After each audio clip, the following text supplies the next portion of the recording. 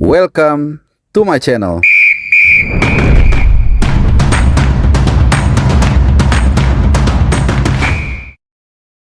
Ya, halo, salam sehat dan juga selamat hari Senin teman-teman semua, khususnya pecinta tim nasional Indonesia. Kembali lagi di channel Bung Harpa dan gue mohon maaf 2 hari ini tidak menyapa kalian. Ya, sesekali bolehlah istirahat ya. Tapi kali ini gue akan kembali dengan rapor para pemain diaspora. Seperti biasa, weekend atau hari Minggu atau hari Senin lah ya, gue akan memaparkan ya performa dari pemain Indonesia yang merumput di luar negeri. Jadi bukan pemain diaspora aja, karena juga ada Asnawi salah satunya, pemain yang bukan diaspora tapi merumput di luar negeri, tepatnya di Thailand atau Thai League bersama Port FC. Nah, langsung aja tanpa berlama-lama supaya lebih padat, singkat dan jelas di edisi kali ini, podcast kali ini terima raport.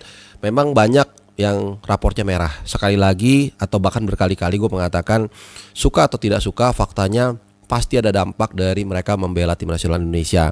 Selain tentunya mereka lebih fatigue karena main, apalagi beberapa pemain main dalam 2 laga, baik ketika kita bermain dengan Bahrain maupun dengan China. Dan juga jangan lupa perjalanannya cukup jauh. Beda ketika mereka misalnya membela tim di Eropa juga. Itu kan bahkan bisa jalan darat atau jalan naik pesawat cuman mungkin 1 jam, bahkan juga maksimum 3 jam ya, tergantung dari negara mana ke negara mana. Nah, langsung aja kita mulai seperti biasa dari yang paling jauh, dari Martin Paes. Apa kabar Martin Paes dan situasinya seperti apa? Jadi sekali lagi duduk manis, kalian akan gua sajikan dengan informasi yang mudah-mudahan lengkap ya, supaya kita semua bisa tahu ya situasi para pahlawan kita ini seperti apa di klubnya masing-masing. Jadi Martin Paes sekembalinya dari kewajibannya membela timnas, itu dia kemarin timnya menghadapi Sporting Kansas City, dan dia dicarankan walaupun dia sudah fit, kita semua tahu ya, dia main di 2 laga dan digantikan posisinya oleh James Maurer.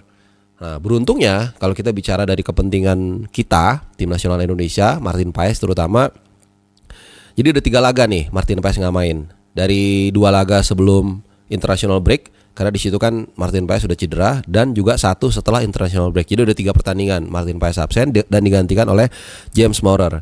Dan beruntungnya penampilan James Maurer tidak terlalu wow, biasa-biasa aja, walaupun dia sempat mencatatkan 1 clean sheet.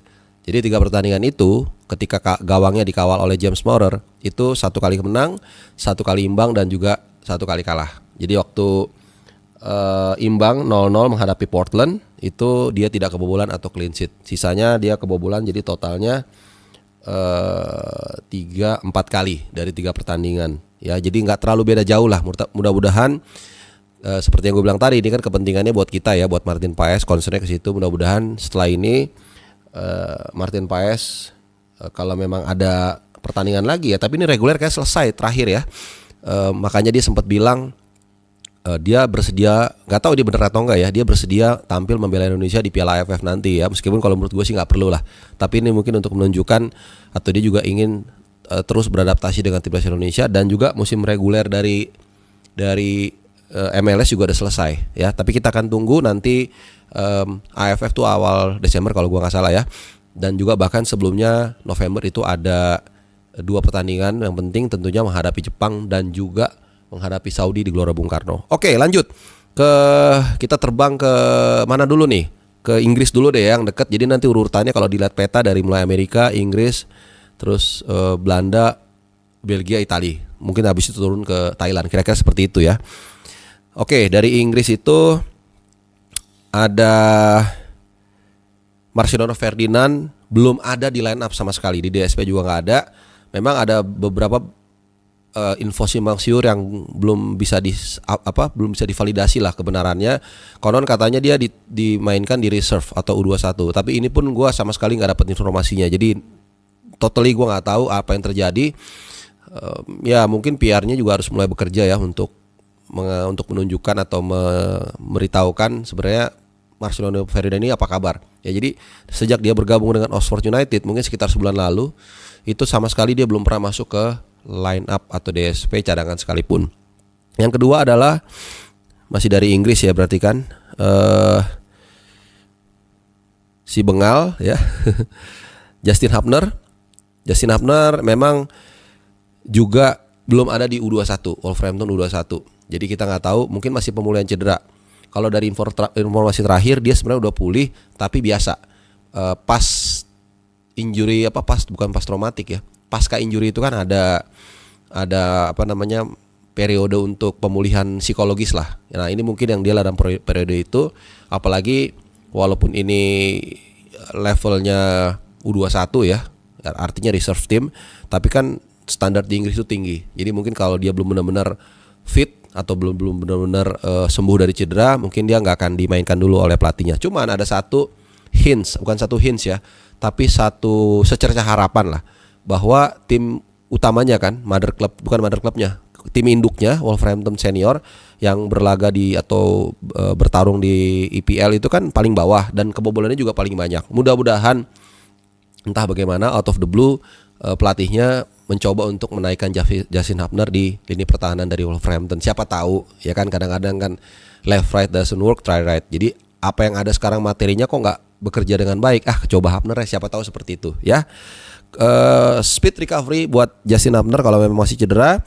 Masih dari Inggris sedikit ya, walaupun dia sudah lama ceritanya tidak terdengar. Elkan Bagot juga sama, beberapa pertandingan dari sebelum international break bersama Blackpool di League One. Ini pemain pinjaman ya. Klub tim induknya adalah Ipswich Town. Dia juga belum tampil di sana, belum ada di DSP, katanya cedera, bahkan juga ada sedikit masalah psikis, gua nggak tahu. Get well soon kalau cedera, dan semangat Elkan Bagot ya. Oke, itu dari Inggris. Satu lagi, ini yang paling penting nih, Nathan Choaon. Nah, ini yang gue agak khawatir ya. Kita ngopi dulu deh.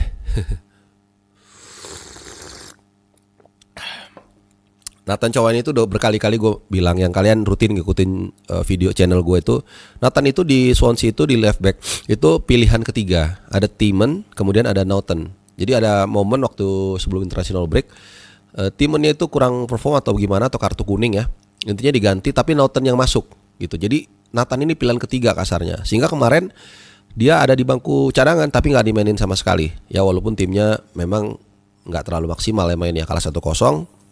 Dan ini yang berkali-kali juga gue bilang ini mengkhawatirkan ya. Ya nggak tahu ya, gue berpikir dia dimainin sebagai DM, mungkin itu lebih bisa mengembangkan karirnya, gue nggak tahu ya, tapi mudah-mudahan segera dapat minute play ya, karena ini penting. Kita lihat penampilan Nathan, menurut gua sih di batch bulan September itu dia agak turun ketika menghadapi Australia di Gelora Bung Karno, tapi di batch Oktober kemarin waktu lawan Jepang sama lawan Bahrain sama lawan China itu agak naik sedikit. Jadi agak ya rata-rata lah, nggak terlalu berkembang. Ya itu dia, mungkin karena dia juga nggak main reguler, jadi touch-nya agak sedikit hilang ya.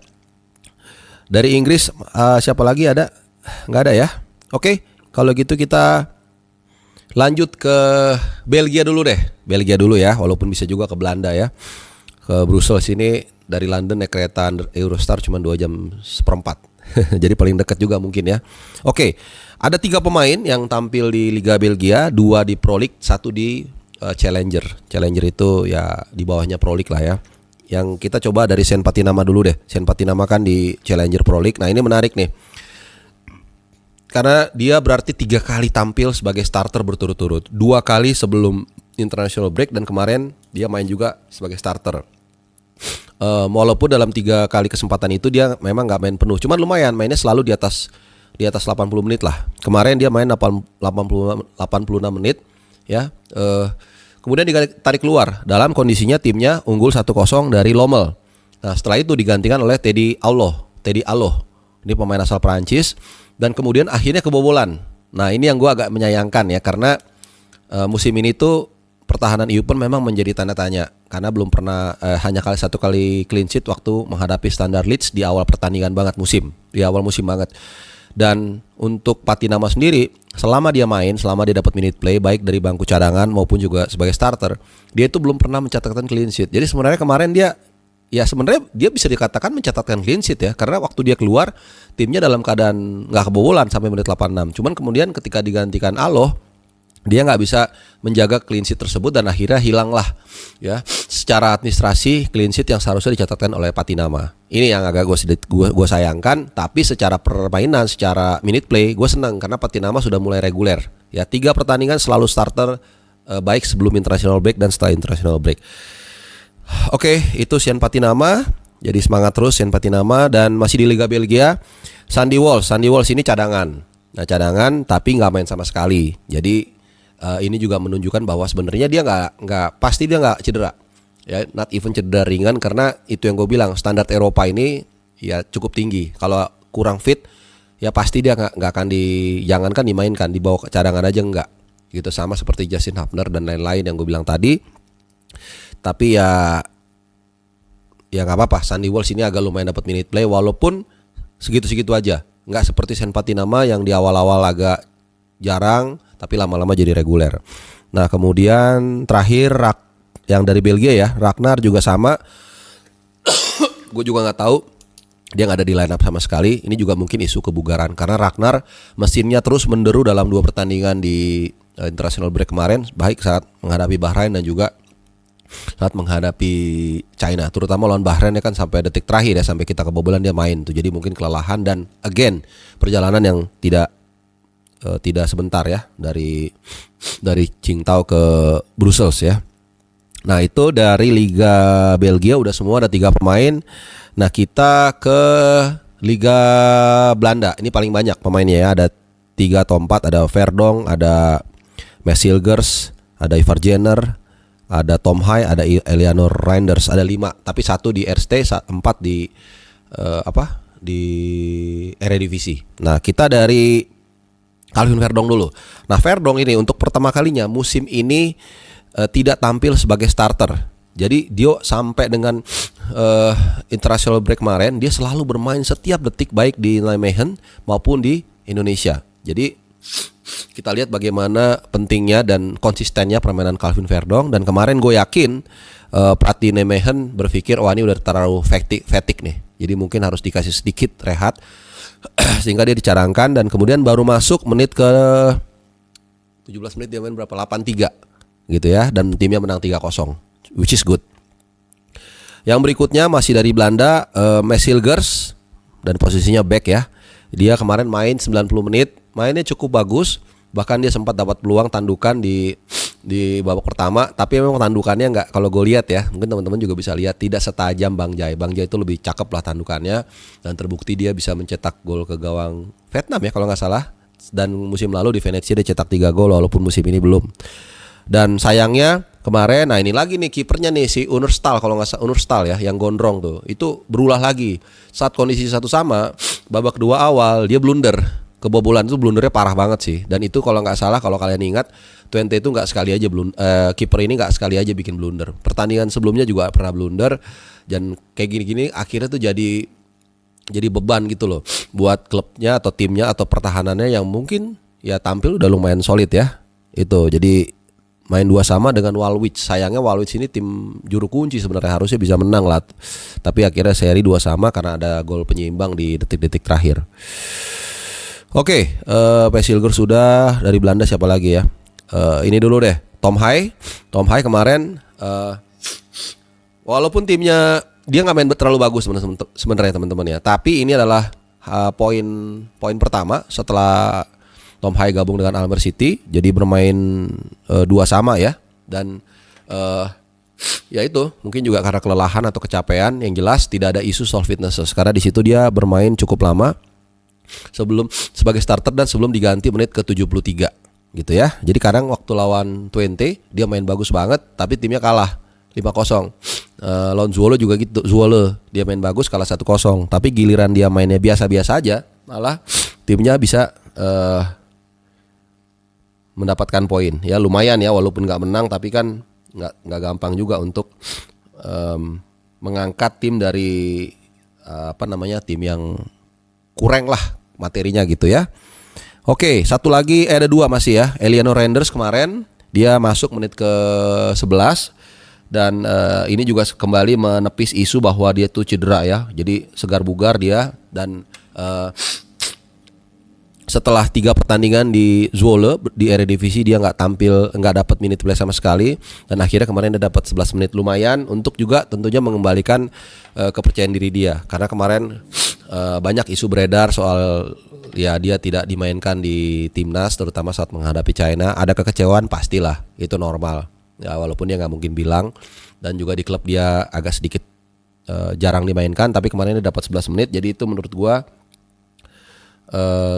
satu situasi yang ya lumayan lah untuk dia membangkitkan kepercayaan dirinya dia. Nah, satu lagi VAR Jenner ini juga sama situasinya, setelah international break sebelumnya dia tidak dimainkan sama sekali di Jong Utrecht atau Utrecht 2 ya gitu ya, Utrecht 2 lah gitu. Setelah international break yang September juga sama, dia nggak dimainin sama sekali. Kali ini juga meskipun timnya berhasil menahan imbang tim kuat Jong Ajax. Setelah ini gue yakin dia akan dimainkan kembali ya. Jadi mungkin masih faktor kelelahan. Dan last but not least Bang Jai. Nah, Bang Jai ini agak mengkhawatirkan. Jadi itu yang gue bilang kenapa banyak raportnya merah. Wolverhampton misalnya, tim induknya Justin Hafner juru kunci. Venezia juga juru kunci. Ya, jadi kemarin Bang Jai main, dan sebenarnya lagi-lagi nih bukan ngebelain, gol keduanya itu praktis karena kesalahan rekan timnya. Kalau yang gol pertama sedikit ada unsur dia ketika bolanya bouncing atau rebutan bola corner, ada di kesempatan pertama itu dia gagal untuk membaca orang sih sebenarnya ya, dan bola, jadi dia lebih terpaku ke bola, akhirnya berhasil ditanduk, kemudian disambut dengan tendangan dan akhirnya kebobolan yang pertama gitu. Dan tapi dia nggak digantikan, ya artinya dia tetap menjadi pemain yang penting di lini pertahanan Venezia. Dan kita bicara pahit-pahit aja nih teman-teman. Kalaupun akhir musim